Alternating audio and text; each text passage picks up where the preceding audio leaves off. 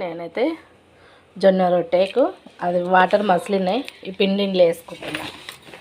జొన్న రొట్టె వేయడానికి పిండి వేసుకుంటున్నా. దీంట్లో జొన్న రొట్టె జొన్న పిండి కొంచెం సాల్ట్ వేసుకోవాలి. ఇట్లా కలపాలి.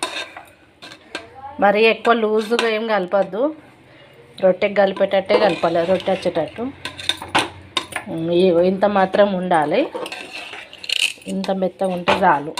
ఇంకా మళ్ళీ వాటర్ పోయకుండా మంచిగా అయిపోతుంది ఇది. హాయ్ అండి, మమ్మీ జొన్న పిండి పిసుకుతుంది రొట్టె వేయడానికి. మా మమ్మీ పిసుకుతుంది చూడండి. ఇట్లా పిసికి నాకు ఇస్తుంది, నేను రొట్టె వేస్తాను.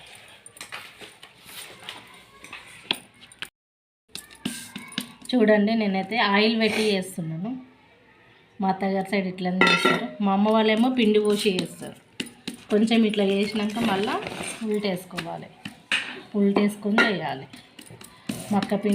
మక్క రొట్టె అయినా సరే, జొన్న రొట్టె అయినా సరే మేము అన్నీ ఇట్లనే చేస్తాం. నాకు మా అత్తమ్మ నేర్పించింది. ఇట్లనే మంచిగా సాగుతుంది రొట్టె, బాగుంటుంది. మొత్తం ఆయిల్ పెట్టి చేస్తాను, చాలా బాగుంటుంది.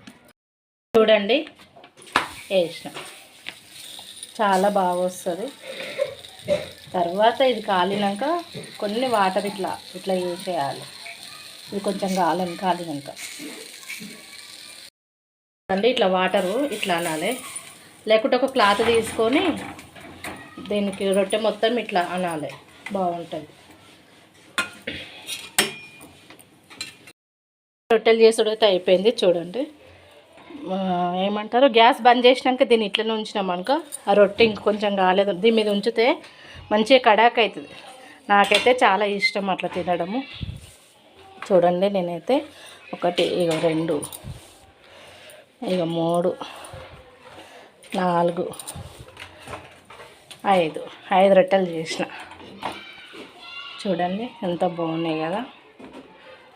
నాకైతే అసలు రొట్టెలు చేసుడే రాదు. మా అత్తగారింటికి నాకు పెళ్ళి అయినాక నేర్చుకున్నా. రొట్టెలు చేసుడం రాదు, అస్సలు రాకపోతుండే. మా అత్తమ్మ నేర్పించింది నాకైతే. ప్లీజ్ అందరూ లైక్ ఇవ్వండి, సబ్స్క్రైబ్ చేసుకోండి ఫ్రెండ్స్.